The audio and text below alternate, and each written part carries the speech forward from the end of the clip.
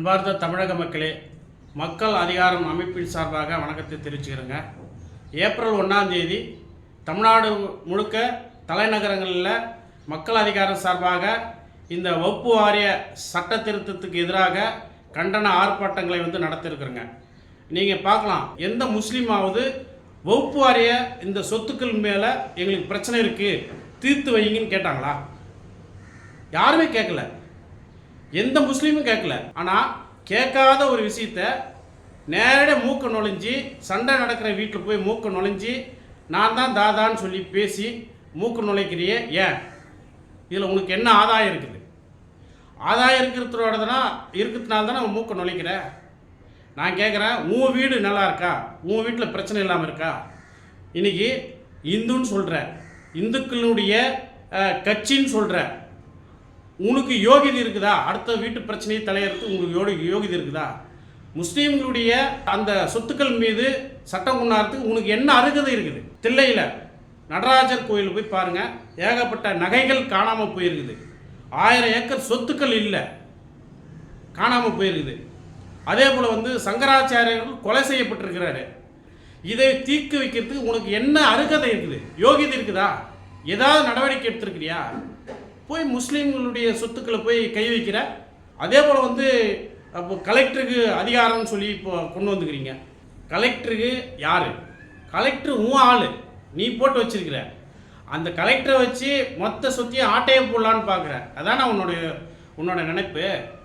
இப்போ நான் கேட்குறேன், இந்து அறநிலைத்துறையில் இந்த கோயிலில் போயிட்டு முறைகேடை கேட்கறதுக்கு ஒரு அதிகாரி போனாக்கா விடுறீங்களா? முதல்ல அந்த அதிகாரி யார்?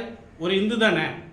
அப்போது இப்படி ஒரு அதிகாரி, ஒரு இந்துவாக இருக்கக்கூடிய அதிகாரியே உள்ளே நுழையக்கூடாதுன்னு சொல்லும்போது, இந்த வகுப்பு வாரிய சட்டத்தில் இஸ்லாமியர்கள் அல்லாதவர் 2 பேர் இணைஞ்சிக்கலாம் அந்த சொத்துக்களை பராமரிக்குதுன்ற, இது அயோக்கியத்தனமா இல்லையா? கேடான ஒரு செயல் இல்லையா? உனக்கு தகுதி இருக்குதா இப்படி அறிவிக்கிறதுக்கு?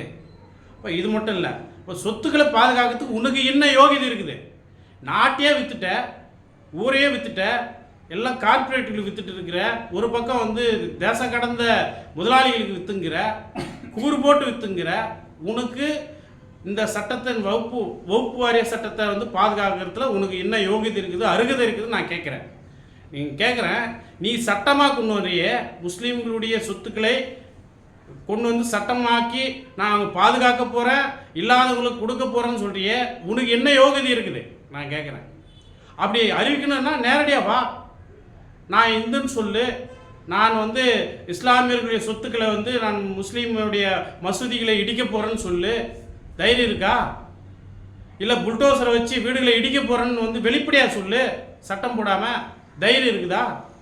இதெல்லாம் விட்டுட்டு இன்றைக்கி இஸ்லாமியர்கள் சொத்துக்கள் ஒரு குறிப்பிட்ட மாஃபியா கையில் இருக்குது, அது முறைகேடாக இருக்குதுன்னு சொல்கிறியே, உனக்கு வெட்கக்கேடா இல்லையா? நான் கேட்குறேன், பிஎம் கேர்னு ஒரு கேர் இருந்தது, பிரதமருடைய நிதி. அந்த நிதி ஆட்சியில் போய் கேட்டால் கூட தகவல் இல்லை. அந்த யோகிதையில் உன் ஆட்சி போயிட்டுருக்குது.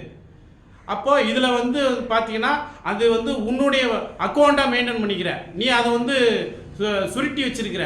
உனக்கு மற்ற இஸ்லாமியர்களுடைய சொத்துக்கள் மேலே உனக்கு அக்கறை இருக்கா?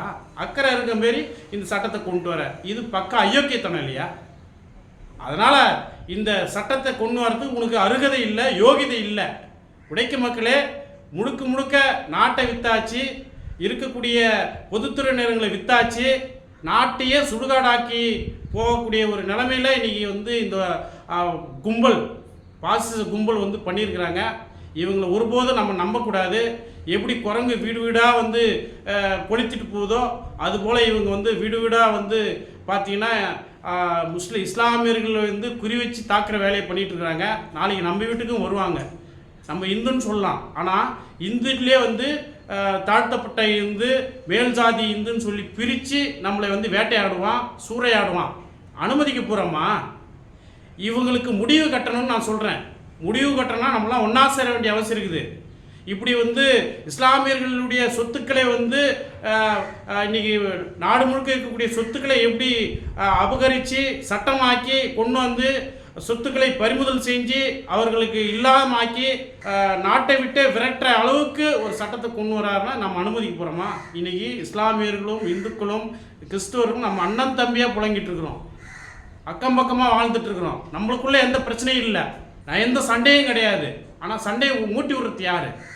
சங்கிங்க. பிரச்சனையை கிளப்பி விடுறது யார்? சங்கிங்க.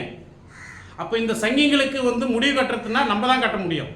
அந்த அடிப்படையில் தான் நாங்கள் இந்த ஆர்ப்பாட்டத்தை தமிழ்நாடு முழுக்க தலைநகரங்களில் கண்டன ஆர்ப்பாட்டத்தை நடக்கிறோம்.